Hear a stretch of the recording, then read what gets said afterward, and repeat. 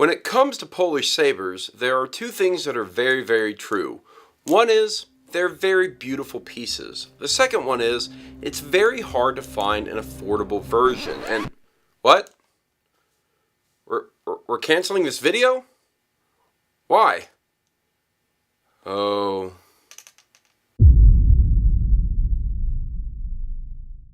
When I did the first impression of the Windlass Excalibur sword, I honestly expected it to be the last time I would actually really do a video targeted on this sword specifically. There's a couple reasons for that. One is it ended up being one of the longer first impression videos I think I've ever done, and I had a lot to say about it, a little bit of positive, mostly negative, and by the time I edited the video, I thought, that really gave pretty much all my thoughts on it. To do a full review at any point would really end up just feeling a little bit redundant.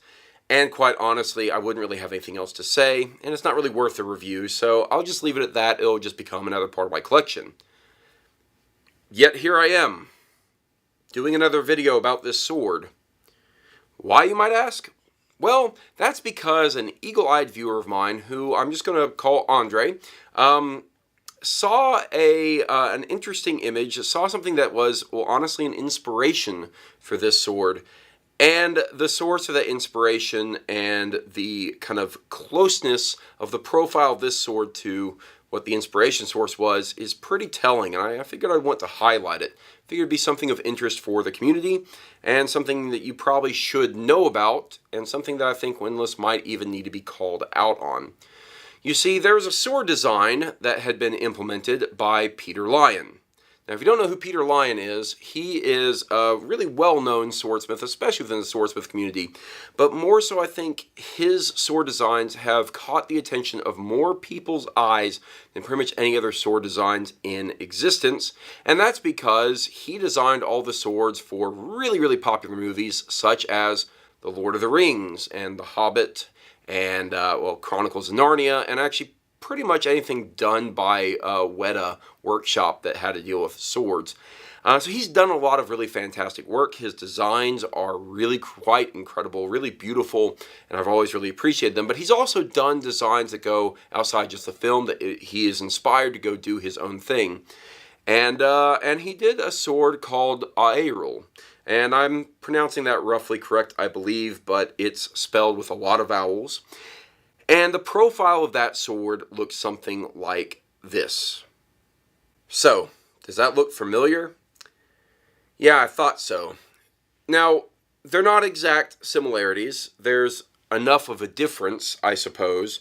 But there's something that needs to be talked about here, and that is the difference between being inspired by and doing a near exact copy of, with doing just enough changes to really call it your own.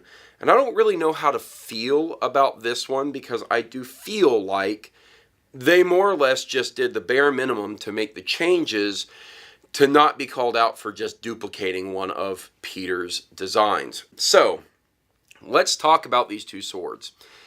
Now, the first thing you might notice is actually the grip is actually relatively different. I would say that's the biggest difference between these two swords. The Aerul is a wasted grip. It's got something very similar to the Ringek, the Albion Ringek that I have. And the design, the implementation of the leather piece is significantly different. So I would call that its own unique thing for this sword. Not so much can be said for the rest of it. Now, the pommel is certainly different because it's essentially a three-dimensional take on roughly the same pommel design. I believe it's a Type V, something like that. A Type V pommel, which is used in Peter Lyon, in his sword. And yeah, it's a nice pommel, and it looks very similar to this, and then they just kind of made it three-dimensional. They added another section to it, so it looks the same no matter which way you're viewing it, and it looks roughly equivalent. Is that enough to really call it a difference? I suppose so, but I think it's stretching. And then you get to the cross, and this is where it's really important to make note here. The only real difference in terms of the profile of this crossguard to what Peter did is essentially they have two florets here, two little flowers on the edge here, and 2 over here instead of just 1 at the end. Now this is actually something that I would specifically call out as being a negative in this sword, is that it has 2, or that the first one is not subtle enough and it adds a little bit too much to the overall mass of the cross, and overall the cross is just a little bit too bulky as it is.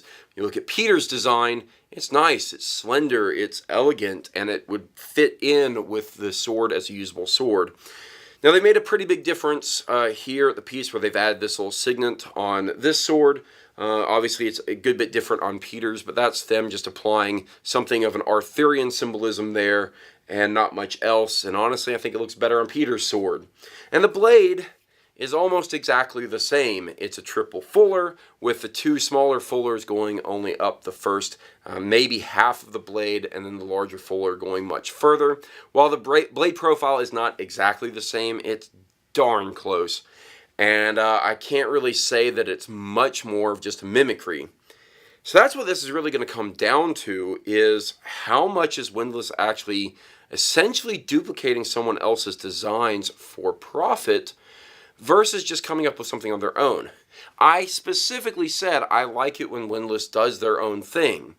But suddenly this doesn't feel like Windlass is doing its own thing. It feels very much like Windlass is taking strong, heavy inspiration at best and implementing a new sword on it, instead of designing a sword as they should have from the ground up, of their own accord, their own inspiration, and something that would then be different from this. Or give credit where credit is due. Actually reach out to Peter. See if he would be willing to lend some design stuff. Now, of course, he works pretty close hand in hand with Weta Workshop, and they really have a claim on a lot of his work for resale. So I don't know that would really happen. But this is really disappointing, guys. I am not a fan of when people very nearly just rip off a design, and I don't know that I can say 100% that's what Windlass has done here. I don't even know that type of thing would even hold up in court per se. I don't know the evidence is really there, but the design inspiration is very clear, and all the things I had negative to say about this sword feel like they are a direct result of the things that had to be changed from Peter's design. The crossguard gets too bulky. It results in poor performance of the sword, as well as it just being a little bit too heavy, whereas the slender, well-designed nature of Peter's sword is much better. The pommel is really bulky, and while I think the three-dimensional kind of scent stopper design is interesting, maybe Peter's a little bit better because it's more narrow, it's more usable, more realistic. And really the only thing I can say about this sword that I still kind of like is the design of the wrapping, but that's about it for the handle. I don't know. But that's it. That's what I wanted to talk about. I wanted to talk about the fact that I don't know this sword is as inspired as I thought it may have been. I feel like I need to retract that. I feel like I really need to call out Windlass here and just say, hey guys, seems awfully familiar.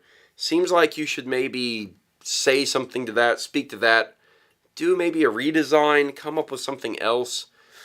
I don't know. Honestly, this is becoming really close to, it was essentially a strike 2 for me for Windlass. I've always kind of held Windlass in at least some level of high regard for offering affordable swords that I felt were reasonably priced and functional, and certainly they weren't the best, but for what you were paying, you were getting a fairly good product. But this is getting to the point where I don't know. I'm not real happy with this, and I kind of would like to see what their response is. So yeah, guys, this is not necessarily Windlass design. This really feels like someone else's design that Windlass has implemented on. None of that is clear, but I hope it's clear now. Cheers, guys.